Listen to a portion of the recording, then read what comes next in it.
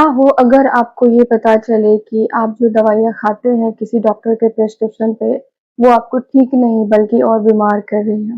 Hello everyone, Ram Ram सभी को। तो स्वागत है आप सभी का मेरे चैनल लिटरेरी सुमी पे, और जिस पे मैं आज करने वाली हूँ एक मूवी का रिव्यू जो मैंने हॉटस्टार पर देखी है और जिसका नाम है फार्मा।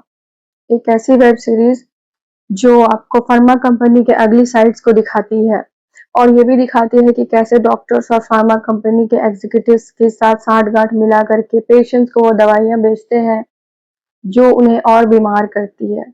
तो ये सीरीज आपको उसी रोलर कोस्टर राइड पे लेके चलेगी और ये एक्सपोज करती है फार्मा इंडस्ट्रीज को, उनके माफिया को। और जो दवाइयाँ हमें कम दाम में जेनरिक मेडिसिन जो हमें मिल सकती हैं, सेम वही कंपाउंड वही मॉलिक्यूल से बने वो दवाइयाँ जो ब्रांडेड कंपनीज बनाती है, डॉक्टर्स हमें वो प्रिस्क्राइब करते हैं। और जो गरीब मरीज होते हैं वो अपना इलाज सही से नहीं करवा पाते हैं, क्योंकि इन महंगी महंगी दवाइयों के कारण वो खर्चा अफोर्ड नहीं कर पाते हैं मेडिकल का। एक आम आदमी जो बीमारी से पहले ही जूझ रहा होता है, अब उसे दवाइयों के बिल्स के साथ भी जूझना पड़ता है, और जाने अनजाने वो उन बीमारियों का शिकार भी होता है जो बीमारी उन दवाइयों से फ्री में आ जाती है, उनके साइड इफेक्ट्स के रूप में। और ये फार्मा कंपनी के एग्जीक्यूटिव इन दवाइयों को एग्रेसिवली बेचते हैं और डॉक्टरों के साथ इतना कनेक्शन बिल्ड कर लेते हैं, और वो उन्हें ऐसे प्रपोजल्स देते हैं, ऐसे गिफ्ट्स देते हैं जिन्हें डॉक्टर्स मना नहीं कर पाते हैं, और वो मना नहीं करने के कारण वो उन दवाइयों को पेशेंट्स को प्रिस्क्राइब करते रहते हैं। कहानी की शुरुआत में एक मिडिल क्लास मैन होता है, केपी विनोद नाम का, जो अपना करियर का शुरुआत करता है आरएक्स लाइफ केयर लिमिटेड से। और विनोद स्टार्टिंग में ना प्रोडक्ट्स को आराम से बेचता है, उनके बारे में थोड़ा जानने की कोशिश करता है, बट उनके जो मैनेजर होते हैं वो उन्हें सेल्स कम करने और उन्हें बहुत बुरी तरीके से ह्यूमिलेट करते हैं, बेइज्जत करते हैं। और बाद में विनोद भी उसी तरह से अपने बाकी कोवर्कर्स की तरह एग्रेसिवली दवाई को प्रमोट करता है और बेचना शुरू कर देता है। तो विनोद ने काफी मेहनत की, और वो जिस दवाई का सेल्स बढ़ा रहा था उसका नाम था काइडोक्सिन।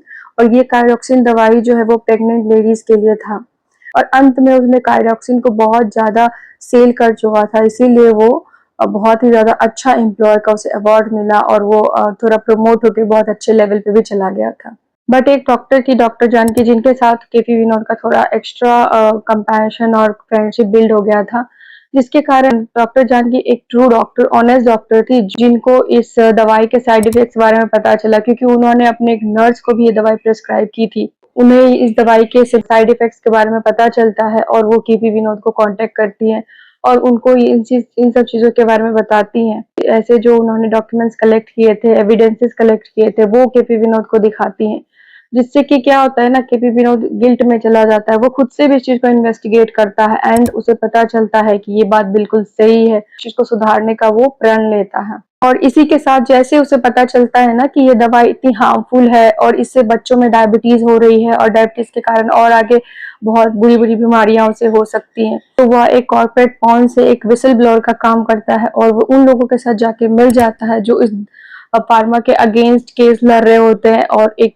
ऑर्गेनाइजेशन होता है जाति, जो ऐसे ऑर्गेनिक दवाइयों को और ऐसे चीजों को प्रमोट कर रहा होता है जो लोगों को बिना हानि पहुंचाए ठीक कर सकते हैं। धीरे धीरे करके इन लोगों का केस जो है वो लंबा खींचता है, बट फाइनली इन्हें न्याय मिलता है, और कोर्ट गिल्टी प्लीड करती है उस फार्मा कंपनी को, और उसके ऊपर टेस्टिमनीज होते हैं बहुत सारे, और उन सबों में वो कंपनीज गिल्टी साबित हो जाती है।